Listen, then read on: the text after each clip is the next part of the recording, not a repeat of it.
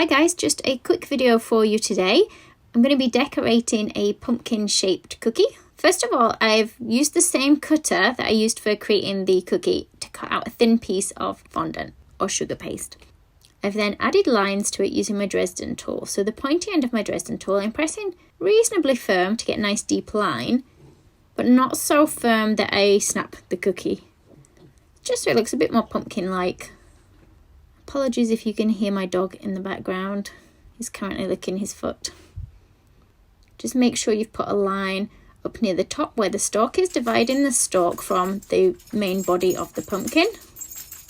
Now he's scratching himself. Sorry guys. Okay, so we're going to put some lines in the stalk. And we're going to add a bit of colour. So it's not a very realistic looking pumpkin, that's fine. I'm using some edible art food paint. Now, anything that I use in the video, what I'm going to do is I'm going to put links below to where you can get these products and what the products are that I'm using. I've mixed with the paint a little bit of dipping solution, which is like clear alcohol. It will evaporate, but the more you put into your paint, the thinner and more transparent the paint will become. The less we put in, the thicker the paint will be, and so the heavier looking, darker the paint will look. So it is food paint that we're using. You can use powders as well. So I've got a strawberry coloured one here. We'll just dip a little bit of the powder in and mix it in with the pink we were already using. It'll just make it a little bit darker. And then I'm going to paint, trying to get it in the creases of the pumpkin, because anywhere that we want to be a bit more shaded wants to look a bit darker. So we're concentrating it near the bottom of the pumpkin and in the gaps. I think that's where it would be darker. If you want to go darker still, add a bit more powder to your paint. So again, keeping it in between those lines and near the bottom. We're going to add a bit of iridescent gold fusion. In fact, I'm going to add this to a clean bit of my paint palette. We'll just mix it with a bit of that dipping solution, just a little bit.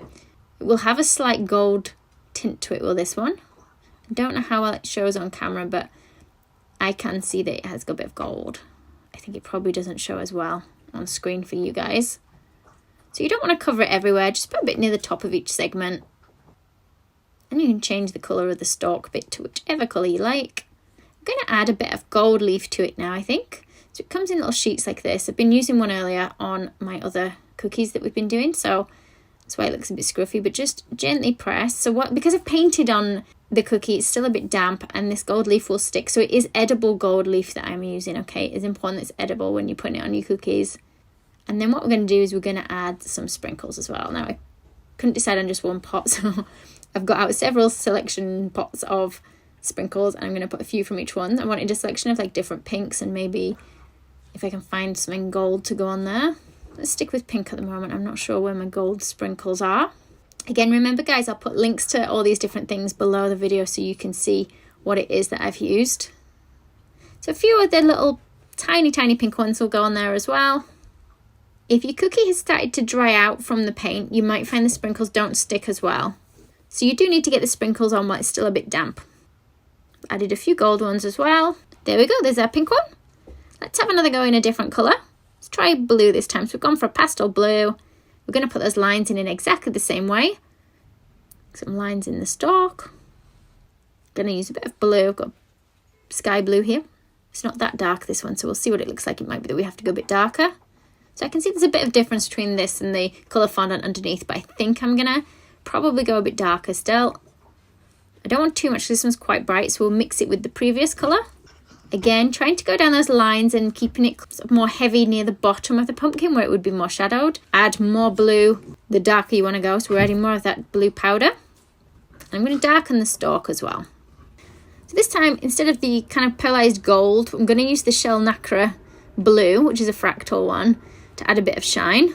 I've got a little pump spray of edible powder, so I'm just going to put a little bit of that on there to give it a bit more silver. And then I've got these silver rods. Again, they are edible in a sprinkle mix. So the rods and the round silver pearls came separate, but I've just put them together in a pot. I thought they'd look quite nice on there. And then I think we'll add some blue sprinkles or pearls as well. These big ones are full of chocolate in the middle. I usually eat these before I've managed to stick them on anything. There we go. So push them into the fondant a little bit so we know they're going to stick in place. Got another selection of sprinkles. It's actually got some slightly different sized silver pearls in, so we're going to add those to it as well. A couple of little stars and then some tiny little ones as well.